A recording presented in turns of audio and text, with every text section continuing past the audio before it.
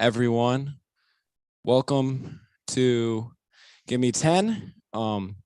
First episode in a while. We've been just trying to take in all the stuff that's happened, with every team. Teams is in the A10. We're here with Rambo Rowdy on Twitter, big VCU personality. Thank you for coming on the show today. We'll be asking him a bunch of questions about, the state of VCU after Mike Rhodes and everything. And again, we're going to be looking to have some people on around the A10, kind of personality surface. We're going to have some George Mason fans on, as they're real high on their program all of a sudden after getting Tony Skinn, and Dayton fans are down in the dumps, and Fordham fans, who knows what the hell's going on with them. SLU fans are just pissed off, but we're here to talk to the VCU fan. So Sean, again, thank you for coming on. So Mike Rhodes leaves. I'm not going to ask you to say anything too explicit about it, but what is your whole opinion on this? I don't know. It just, for me, it seemed different than it did when most other coaches have left their programs. The exit. The thing that's so tough, and I'm giving VCU fans a lot of credit the way they're trying to handle this situation. You had a coach who came in his opening day and he said, "I'm not leaving here. I'm never leaving here.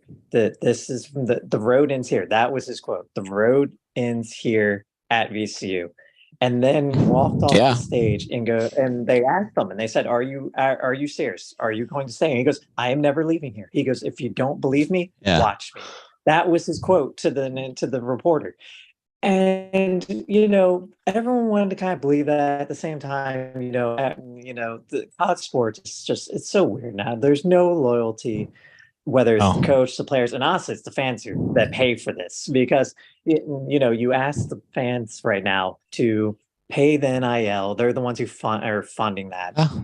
You're asking them to do the donations, the tickets, all this stuff, and there's no loyalty at all. The players are benefiting from this. The coaches are benefiting from this. Where are the fans benefiting from?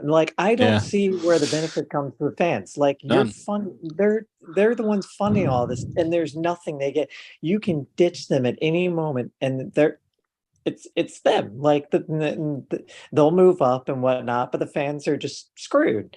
And I'm not going to go too much now. I'm just going to keep to the Rhodes thing. But as far Rhodes went, it was just a moment that you can't turn around and play this whole "I'm going home" kind of thing. All he talked about his entire time at Richmond was "I'm home. I'm home. I'm home." That's all he talked about. All roads lead home, all that kind of stuff.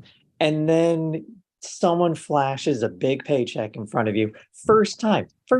You had no big job offers for 6 years. And the first one that pops up, you're gone. You in a snap are out of here. And it was just the fact that he did it though, and the fact that he dragged it out was just, it was insulting for the fans, for the program. I don't want to say it, but I have not been the biggest fan of our AD. It's being honest, but he handled this well, in my opinion. He was on the ball because you knew it at the beginning of the week. He was getting the hell out. He was leaving. And the AD got on that phone and started talking with candidates because he knew what was going to go down. And the fact is, Rhodes came back and turned around and trying to get $25 million out of us. Where are we going to get $25 million right now? You're talking about a time of inflation, post-COVID, and you want to ask us for $25 million over 7 years. I'm sorry, let's just be straight up here. Rhodes has not won an NCAA tournament game. No. And even worse, you haven't stayed in the game.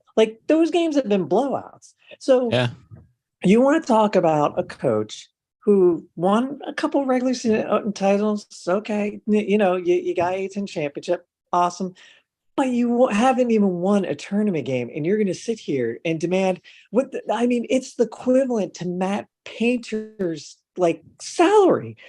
You're talking about the number one seed in the tournament. Like, yeah, they lost to the 16th seed, but you're talking about the number one seed in the Big Ten, just overall for the tournament, and you're talking about the same money for what? I just it's stunning, and the fact that I mean, we pay our coaches very well. Like I know people say, that we're not the top. There's St. Louis who's a little bit up St. over us Louis and whatnot. is Yeah, their own story. but I mean, yeah, but they're overpaying and they're not getting results. Yeah, So they're not. It's the it's a same with Dayton weird. too. Dayton's not getting results either.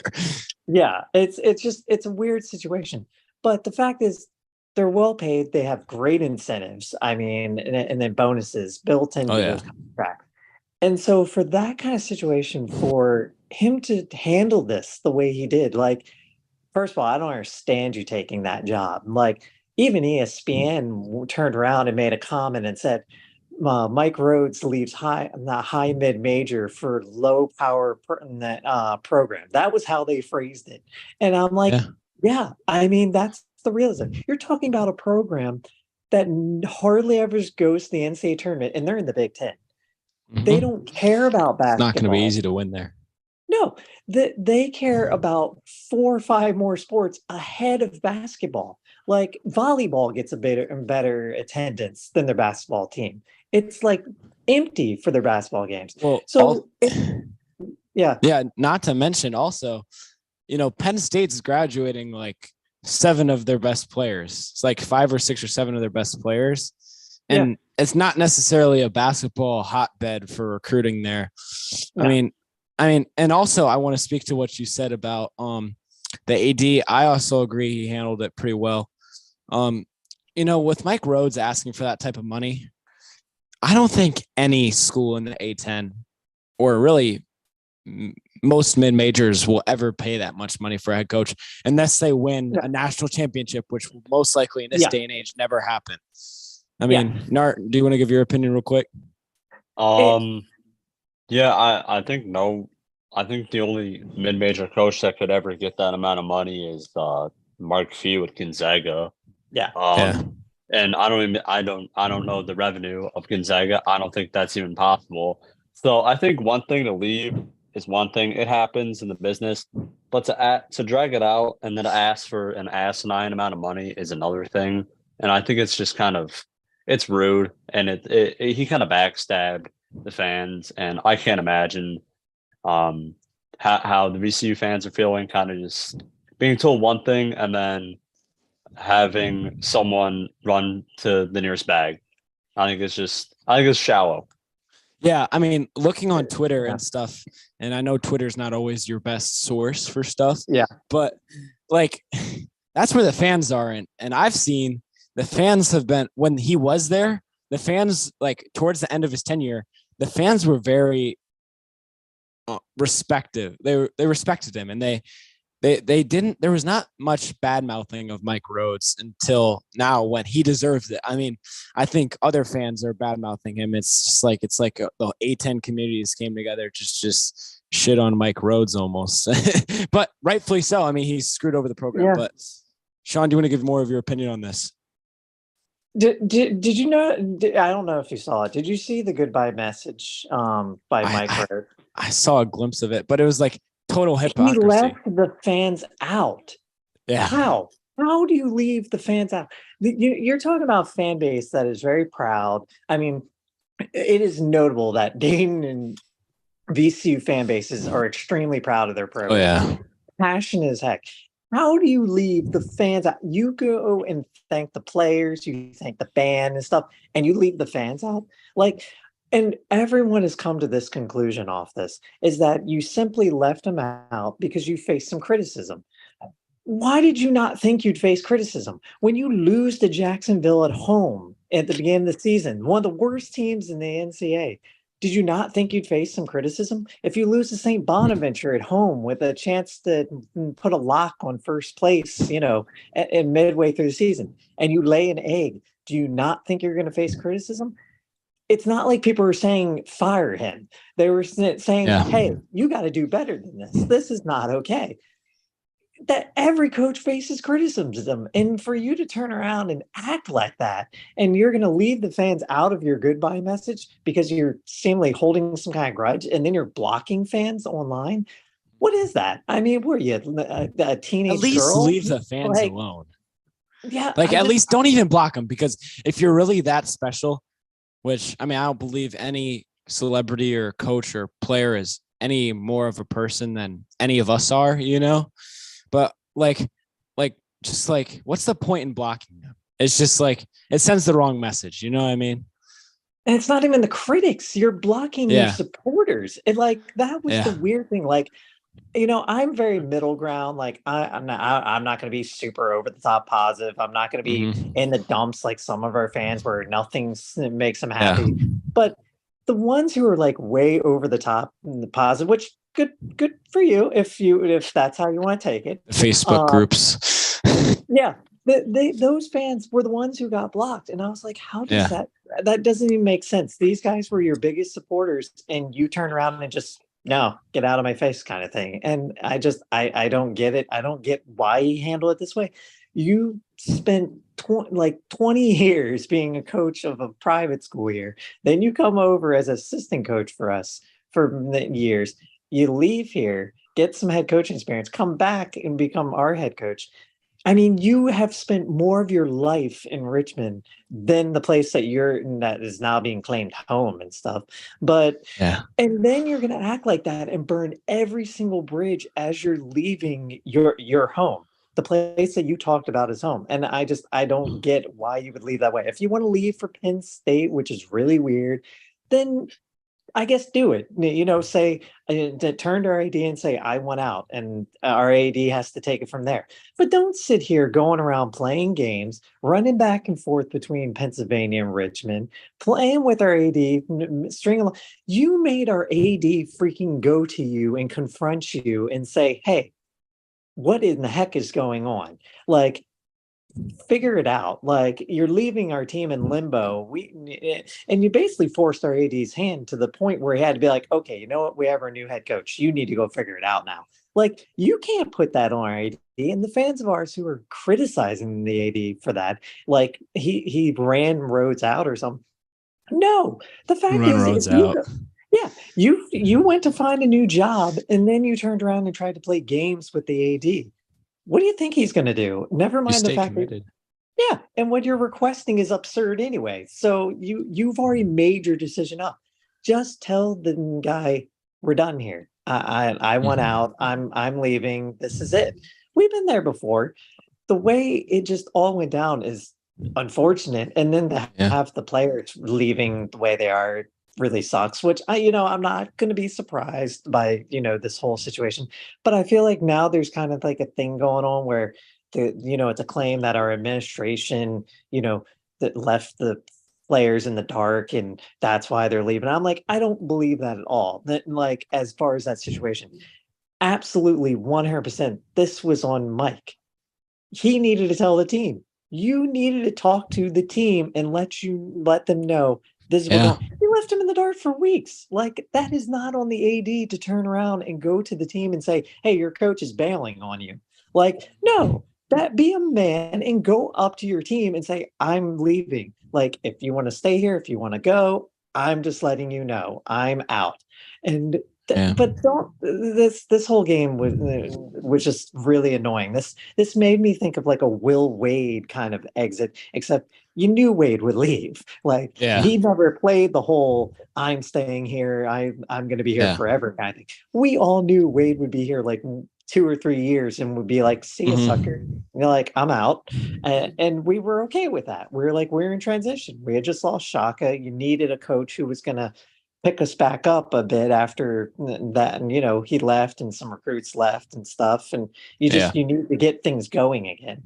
But this whole situation is just unbelievable. It's ugly. And, and it's created a situation where there's depression among Ram Nation. There's confusion. There's anger. There's every kind of emotion going on right now. Yeah. And it's being magnified by the team leaving. Like, Yeah. obviously it's going to get better when, players start to come back in and, whatnot. But right now, everyone is just in a state of shock. I know I'm not gonna lie. I literally just ate like a bowl of ice cream before I came on the show because I need to drown the sorrow of everything over the last 48 hours. But Me too, man. it's mind-boggling how this whole thing went down. I never would have thought it would have been handled in this kind of way. Like, if he had left and we weren't sure, if he ever would, but if he left, we thought it'd be, like, okay, give him a nice send off and we'll move on to whatever's next kind of thing. But we never thought it would be this kind of situation. And, I don't know, there's some fans who different times had made a comment, I guess, that were a little bit closer to Rhodes and were like, he's not as nice as you think he is, kind of thing. And people didn't want to believe that because this is one of our guys. This is a Richmond boy. You don't want to think that way. Yeah. But now we're kind of thinking we really didn't know Rhodes. Like, that's kind of what we're coming to. Yeah. So I have some points here real quick I want to make, and then I'll get some positive questions for you, I guess, as a VCU fan, something you can look forward to. Okay. But first we got to end in the negative. So currently leaving the program, you have the seniors, Johns Jr. and Shriver. And then in the portal currently, we have Jameer Watkins, Jaden Nunn, Nick Kern. I think Josh Banks entered, right? He was ahead of all this. So he had it out early. He was already doing it. Ace Baldwin and then Jalen Deloach. But I think Ryan Odom's a great coach, and I think he can put some together. But also, one thing about the AD, so comparing, and I know, like, I'm not trying to say the situation over at George Mason with Kim English is the same, but VCU, you got to give credit to the AD. I mean, the next day he had Ryan Odom hired, and now he's on the book. He can start recruiting and stuff. It took George Mason like 2 weeks after Kim English left to get Tony Skin in there. So, I mean, good for them. So I'm going to ask you 2 questions here. And first I'll ask Nart. Nart, do you have any other thoughts about this real quick? I guess with the immediate replacement hiring, like you said, it kind of just felt like they knew that, he was eventually going to leave and the AD had to make a decision because Rhodes was messing around. And I think that it's good that they're not in limbo like George Mason, and they have a direction to go to. It's a very loose direction right now. Of course, a ton of people are leaving, but it's better that someone's taking the helm instead of waiting 1 or 2 more weeks, because we don't have that much longer in the portal, like a month, right? I don't even know. It's just a mess. It's a hard big to keep track of all this at this point. I'm looking every hour. It seems like just a new player. Like Edie entered the portal from Purdue. It's like, what the heck? It's like, but like, again, that's like a big thing with these days. It's like, and it's became this in college basketball. It's like if your coach leaves or if your coach gets fired, your whole team leaves. It's like literally a whole new program. Yeah. But okay, into some positives. I think for VCU, a positive, you could have some of these other guys who didn't get as much playing time, which definitely I think are still good. This was a really good VCU team this year. I think they could definitely step up and get time. Okafor, forward, 6'9". I think he could step in maybe. Zeb, is Zeb still there? I think he could come in and. Zeb is going to be. He's stuck there because he already transferred. I feel bad for him for this. He had transferred, so you have to get that exemption, and they said that the second exemption is very hard to get now. Like, that's a new thing with NCAA that they're getting really strict. And I was just like, dang, he just transferred in, and then he gets ditched. And I was just like, that's rough. Yeah, that's crazy. And then, so I think that could be good. So you have Ryan Odom coming in as the head coach. Maybe he'll bring some of his Utah State guys over. You never know. But, this is something. He's also not from Richmond like Rhodes was, but he's from, he coached at UMBC when they beat Virginia. He's from, if I'm not mistaken, he's from that whole DMV area. Yeah, I think. he used to come up from Hampton, Sydney, to see the VCU games. He was a VCU fan Yeah. growing up. So I think that connection could really help him. With Ryan Odom coming in as a diehard VCU fan, is this something you're excited about, or is it something you're nervous about, or just mixed emotions, kind of? I understand it's probably mixed emotions. It's kind of a dumb question, but like, what's your opinion on Ryan Odom coming in? So there's obviously when you get a new coach, there's always some nerves in there.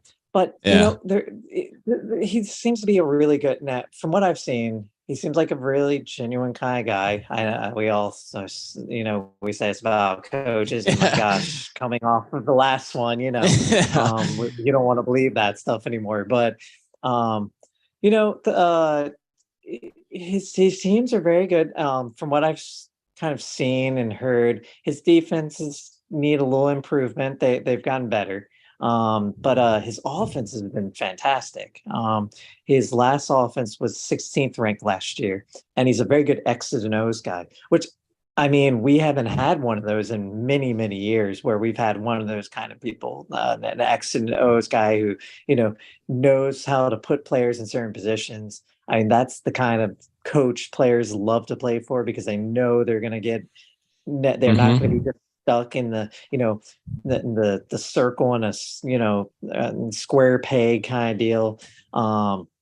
So I'm excited for the fact that he's going to bring a whole new kind of offensive style. We don't know what the defense, from what we've heard, it's man to man. We don't know what the defense is going to get. But as far as offense, it's interesting. But it's going to be a real big system change. I mean, you're talking about a system that's been the havoc, the full court press and all that kind of stuff for so long. And now it's a change, which you could say you could attribute some of these transfers to that situation. Some players just don't fit systems, and so that's why they do transfer, because they know they're not going to fit. Like, let's just be honest here. Kern was not a 3-point shooter. Oh. This guy specializes in 3-point shooting. His teams are a fantastic 3-point shooters. He doesn't shoot threes. If Kern ever had a 3-point shot at the actual 3-point line, he never took it. He just was. It wasn't his game. I think I remember every time. Yeah, I think I remember watching the A10 championship, and it was maybe it was Jaden Nunn. I don't know, but one of them hit a three. It might have been Kern. One of them hit a three, and the announcer was like going nuts because they never shoot it. I don't know, but I understand totally different systems I saw in. I think that can attribute to transfers. One more thing, and I'll let you continue. Isn't it funny how I think like none of these guys from VCU who are transferring seem to be looking to go to Penn State? So I know Ace and Deloach were contacted by Penn State. I don't know how that's going to go, because the fact was they were left in the dark. And that's a hard thing to take when you're a player, to be left in the complete. Like I don't know why there's some heat going on the AD for the fact they were left in dark, because it's not the AD's responsibility to come and step in that situation. It's up to the coach. Now, could have Ed eventually said something to them when they realized it was truly going to be obvious that Rhodes was just out, kind of thing? Possibly, but there's legal stuff there, so that it's a weird situation. I don't know that anyone's going to follow. If I was to take a bet on one of them possibly going, it would probably be Deloach. I just have a little hunch there that he might be the one who would actually do it. I don't think Aces. I know some had thought Ace was going to Maryland, but Maryland's not even recruiting him. So I think. Which is crazy. I know. I think it's going to be, maybe Kentucky or something like that. I know Ohio State contacted him. I don't know that he's going to do it. I feel like in the end, it's going to be somewhere a little bit closer to Maryland, just because he's from Baltimore. So I don't know. I'd love if he went to Ohio State. I mean, they're kind of down in the dumps too. Yeah, it's an interesting one. I don't know. I feel like he would pick a program that was on top of things right now. Like, they're not on top of things at all. Yeah, I think it's his final year. He doesn't want to play for a rebuild, and that's why I don't think he's going to go to Penn State, because that's going to be a rebuild over there. I mean, and he's not going to want to waste his senior year rebuilding in a 11 and 18, kind of team. So, yeah, I hate saying this because and you could say this thing about Dayton as well. Like, it just sucks because that 100%, barring any injuries, they were going to win the A10 next year. they're probably a top 25 team. Just Oh, being definitely honest. a top 25. I saw preseason top 25 all over this. Oh, yeah, because, think about it. Their competitors this year were Dayton and St. Louis, I'd say, for the most part, right? The competitors we saw. We didn't see Fordham coming in. Fordham wasn't a competitor, really, at the end of the day, to VCU. St. Louis is going to be awful next year. Dayton's not going to be that good. Yeah. Dayton's doing good job on the recruiting trails, but they're also losing everyone as well. It's weird for Dayton because they didn't lose their head coach and everyone's leaving. that I've been watching that and I was just like, wow, that was not expected. It's like with Ace. See how we're saying Ace might go to Kentucky? I guess Deron Holmes might go to Duke. Now they're saying it's like, what the heck? But again, I think VCU is a team that's always been able to kind of hang in there. Even this year, I don't think coming into the season, people had them on their radar as much as they should have been. We're third. Yeah. We weren't that much on the radar. Most were thinking, St. Louis with Collins would and of course, Dayton, with how they performed the year before and whatnot, and with how young they were, everyone was thinking Dayton was going to end up being kind of probably pulling away and whatnot. And then it just ended up instead like a total mosh pit. Yeah, it was bad. So. Yeah. This year was a lot of fun to watch in the A10. Just so many upsets at times. Mm-hmm. But at the same time, it seems like the conference is just going downhill a lot. And I know you're more of a VCU fan, but I'm sure you are paying a lot of attention just to everything in the A10. And I'm sure you just see it. You come across it probably. Who's your favorite to win the A10 next year? Unbiased. Honestly, there is no clear favorite. It could be anyone. Maybe Duquesne. It's such a weird situation. Like, you don't know what's going to happen here on the off season. Dane could get a major recruit out of nowhere or something like that, or VCU could get a trend.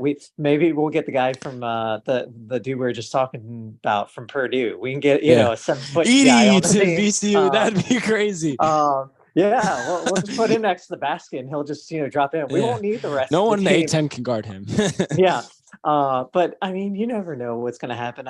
Right now we're I know Ram Nation is in the absolute dumps right now. The last 48 hours, like, we've been to hell and back in in 2 days, and we know it's going to settle down and we know it'll get better.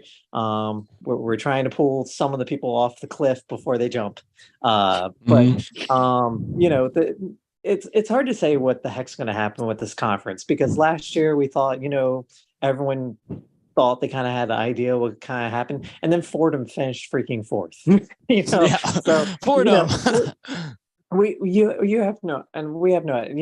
We could finish last place because we couldn't bring in people or something like that, or maybe we turn around and get a bunch of good transfers and we end up. It's one of the craziest conferences. Yeah, Dayton could roll this year, or Dayton could end up in the middle of the pack. Yeah, it's so unpredictable, especially right now, because we don't see what we saw about 10, 9 certain years ago, where you had ranked teams, everyone was beating each other up every other week. 5 bigs from the A10. Like, I remember back. We got, I remember one of our years we went to St. Louis and got beat by 45 on a Monday night, and then we turned around on like that Friday and beat Butler by 40. So and then we got ranked again. Like, we were ranked, then we got unranked, and then we got ranked again for doing that. So, this conference has always been freaking psycho. It hasn't made sense all the time. Occasionally it does make sense. So, it's hard to say, obviously, the Fordhams and Duquesnes, who are not losing like all their team or losing their coaches or whatnot, they're going to probably be the favorites. But as history's kind of shown, the teams never thought I'd say Fordham. That's not good.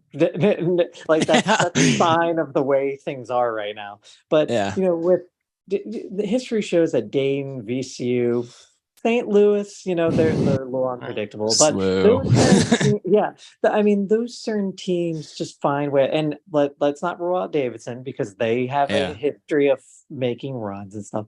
There's certain teams that Richmond at times. that's hard. Yeah. Richmond is just. First of all, you don't know what's going to happen when Mooney gets back. How that's And they're gonna losing go. Burton too, I think. Yeah.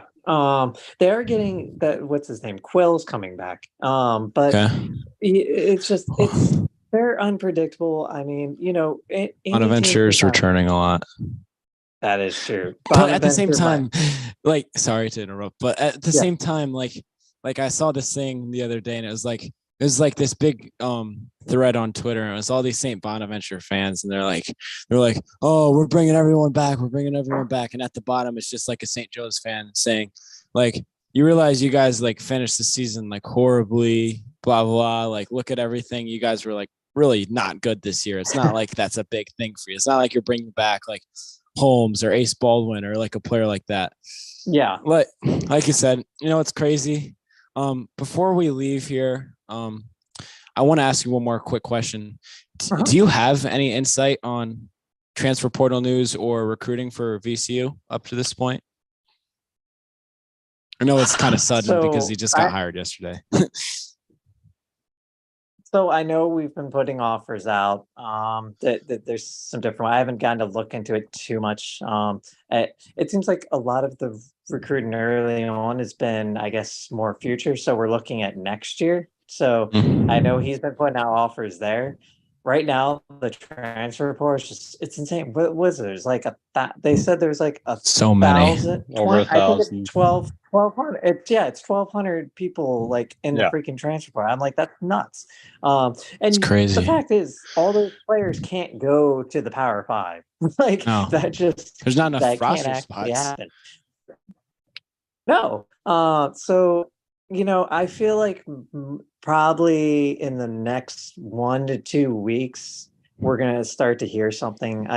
You'll probably have one. It's not going to be like a whole bunch of them all the time. It's not like we're going to go find a whole team in the transfer portal in 2 weeks and bring them in. But I think we're unfortunately, and I think we'll probably lose some recruits too. We had some commits, but I'm sure they're probably going to give it up. So it's hard to say right now just because he's getting in there, and I would hope since the players are still there, like they're in the transfer portal, but they're still there. They can always come back. Yeah. Yes. Yeah. So I'm hoping he's going to meet with them, talk with them. I would assume that was the first thing he did this afternoon was when he got here was he went to go talk with the players that are still here and see if, he can sway some. There's ones he's not going to be able to bring back. It's just not going to happen. Ace is not going to come back because he's going to get some big money from someone. Maybe you can bring back none or, there's something. You're probably not going to bring Jameer, back maybe. Oh, you don't think Jameer will come back? He played awesome in the A10 championship game. He did. It was weird this year. Like early in the year, he wasn't going, and then all of a sudden he just got fired. And he's big. He's tall. I think he's 6'7". Yeah, I think he wants maybe a new challenge. So I think that might be a little hard to bring him back. But like I said, maybe you can bring back none. I don't know the situation as far as Kern, if he would fit into the new system and stuff. But obviously, you would want that regardless of whether he fits in the system or not. He's a quality player, and you know what? You don't have a team right now. Take the quality that you can get. But it's hard to say what's going to happen with the transfer portal right now. Right now we're still kind of absorbing everything, and the fact that we have 3 players on the roster. So we a lot of scholarships open though. Yeah, he'll get. Yeah, we can definitely tell the players, hey, you'll get lots of playing time. But I think we'll bring in some good ones. I don't know maybe we can pull some from Utah State. It's gonna be hard. I think one of them's like married or something and has a wife out there. Oh God. I don't know. We could pull Mormon. him here. Yeah, He's Can't really leave the good. mountains. Yeah. I mean, I feel like we're due probably after all this craziness to get at least one really good transfer that's going to come in, like someone who's going to be an impact player. It's going to be like Severe Wheeler and Zach Edey coming to VCU, and all of a sudden Dayton and SLU fans in the pits because VCU somehow wins 25 games again. I don't know. I mean, at this point, VCU, just offer me at this point. I'll come play. No, I'm joking. But, anyway, I mean, Sean. I'm 6'3". I'll go. If we can get some, this guy revolves around 3-point shooting. That's his deal. If we can find ourselves some 3-point shooters, you never know. I mean, with this conference, the 3-point shooting kills in this conference. I mean, oh my gosh, we've known from you guys, and if you have a good 3-point shooting team, you can light up most of the A10. If you have a bad 3-point shooting team, you can ruin your chance. I mean, remember the championship game? 3 of 20 from 3 for Dayton. Ugh, not good. Yeah, I mean, we've done that in the past. We're in the past, we were very much a live and die by the 3 kind of team. And it was only kind of this last few years that we got away from that. We're like, let's play more inside. We don't know how to shoot a 3. Like, we were terrible at 3-point shooting. That's why earlier this year, when we were great at 3-point shooting team, we were blowing everyone out because we don't do that anymore. So when we started doing it, people should worry. So if we actually can get a 3-point shooting team again, I'm not concerned. The fact is, people get hooked on these stats too much where, I know VC fans have been like, hey, we had a top 10 defense stuff. We won't have that anymore. I'm like, I don't care. Like, if your offense is 300 and your defense is top 10, you're not winning, because the fact is you can stop everyone. You're going to end up like Dayton. Score.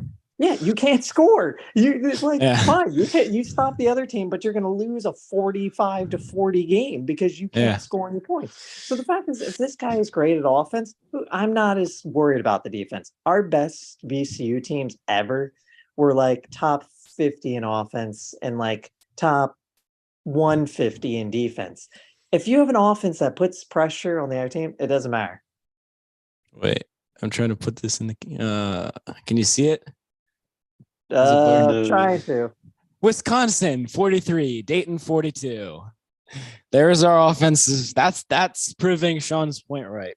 Anyway, well, thank you so much for coming on today. It was a pleasure having you. We're sorry we made you talk about sad topics. I think everyone's kind of going through it right now. 48 hours. So anyone has seen me about it and whatnot, it's at least the Dayton, VCU, and SLU fans are all doing this together. So there's not just one team that we're all jealous of right now. Because I'd rather have my program at Dayton or at VCU or at SLU than have my program being at the level of like a Duquesne or a Fordham. So it is what it is. Well, thank you so much again for coming. We always bounce back. You guys we have the foundations to always bounce back. Whether it is VCU or Dayton or SLU, the fact is those programs really do not accept mediocrity. They don't accept that. I mean, I know probably some Dayton fans would debate that a little bit right now as far as the current performances.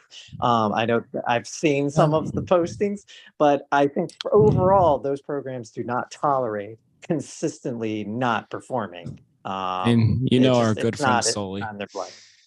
I mean, it's funny, but again, thanks for coming on.